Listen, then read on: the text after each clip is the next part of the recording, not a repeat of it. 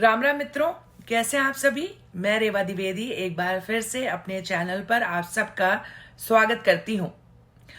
बॉलीवुड हमेशा ही अपने हिंदू विरोधी एजेंडे को बड़े ही खूबसूरती से सिनेमा में प्रोजेक्ट करता है। वह जब भी किसी पुजारी को दर्शाता है तब वह उसे हमेशा एक लोभी, पाखंडी, चतुर, चंड के रूप में प्रोजेक्ट करता है। समाज में भी पुजारियों के खिलाफ नफरत फैलाई जा रही है आजकल, ये कहकर कि पुजारी दूसरों को लूट करके अपना पेट भरता है, जबकि सच्चाई ये है कि पुजारी सिर्फ और सिर्फ दान दक्षिणा के बल पर अपना भरण पोषण करता है। आज मैं किसी जाति विशेष की बात नहीं कर रही हूं, आज मैं पुजारी पद की गरिमा की बात कर रही हूं। सबसे बड़ा सवाल तो समाज में यह उठाया जाता है कि हमेशा एक ब्राह्मण ही पुजारी क्यों होता है।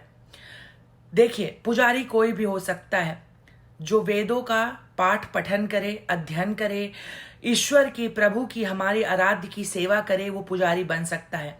दक्षिण भारत में हाल ही में एक दलित युवक को पुजारी के पद पर बैठाया गया है। आज मैं सिर्फ ब्राह्मणों की बात नहीं कर रही हूं, आज मैं पुजारी पद की बात कर रही हूं, जो अपना संपूर्ण जीवन हमारे आराध्य की सेवा में बिता देता है और बदले में उसे क्या मिलता है? थोड़ी सी दक्षिणा। उस दक्षिणा के आधार पर वह अपने पूरे परिवार को पालता और पोसता है। आज मैं आपको एक ऐसे पुजारी की कहानी सुनाऊंगी जिसके सामने साक्षात देश के प्रधानमंत्री और आरएसएस प्रमुख मोहन भागवत बैठे थे। वो चाहता तो क्या नहीं मांग सकता था। सामने प्रधानमंत्री मोदी बैठे थे, बाजू में आरएसएस प्रमुख मोहन भागवत बैठे थे। पूजा संपन्न हुई, दक्षिणा मांगने की बारी आई। सोचिए, वह पुजारी प्रधानमंत्री मोदी से क्या क्या नहीं मांग सकता था दक्षिणा के रूप में, लेकिन जो उसने मांगा वह आपके दिल को छू जाएगा। उसने अपने लिए कुछ नहीं मांगा, उसने 100 करोड़ हिंदुओं के लिए मांगा। पिछले वर्ष राम मंदिर का भूमि पूजन हुआ।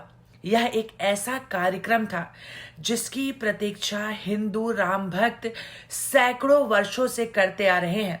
यह शुभ काम करने का अवसर प्रधानमंत्री मोदी को मिला। राम मंदिर का भूमि पूजन उत्तर प्रदेश के मुख्यमंत्री योगी आदित्यनाथ, देश के प्रधानमंत्री मोदी जी, राज्यपाल आनंदीबेन पटेल और आरएसएस प्रमुख मोहन भागवत की उपस्थिति में हुआ और पूजन कराने का जिम्मा मिला वेदाचार्य श्री गंगाधर पाठक जी को।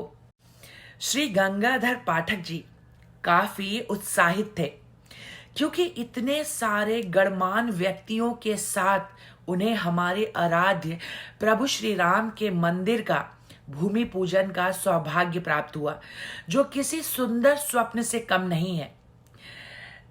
पूजा समाप्त हुई, अब बारी आई मोदी जी से दक्षिणा मांगने की। गंगाधर जी ने बड़े प्यार से कहा कि आप जैसा जजमान मिलना किसी दक्षिणा से कम नहीं है, लेकिन भारतवर्ष में सनातन धर्मियों की बहुत सारी समस्याएं हैं। आप 2 काम करें। पहला, गौवंश हत्या रुकनी चाहिए और दूसरा, अब काशी मथुरा विवाद भी खत्म हो जाना चाहिए। लेकिन गंगाधर जी ने यह बात बड़ी घुमा फिरा कर कही, क्योंकि उन्हें पता था कि अगर वह मोदी जी से यह 2 वादे सीधे सीधे मांग लेते तो विरोधियों को मुद्दा मिल जाता और वह इस शुभ अवसर पर किसी भी तरह का विवाद नहीं चाहते थे। पंडित जी ने बड़ा घुमा फिरा कर प्यार से कहा कि देखिए, जब भी गौ माता के रक्त की एक भी बूंद इस धरती पर गिरती है तो भारत माता कलंकित होती हैं, इसलिए गौ हत्या रुकनी चाहिए। मथुरा श्री कृष्ण की जन्मभूमि है, इसलिए मथुरा कृष्ण भक्तों को मिले और काशी शिव भक्तों को मिले।